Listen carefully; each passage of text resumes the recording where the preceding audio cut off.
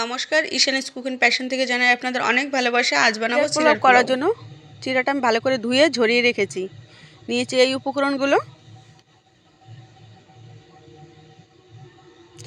সাদা তেল দিয়েছি পেঁয়াজ কুচি, অল্প একটু রসুন কুচি, কারি পাতা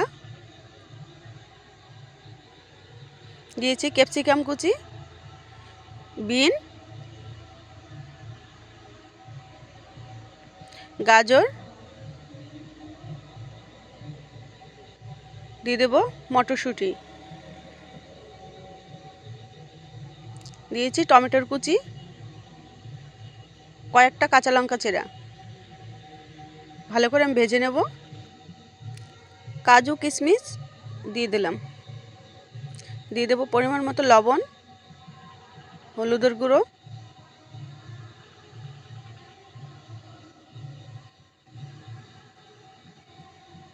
ভাজা হয়ে গেছে চিড়াটা আমি দিয়ে দেবো।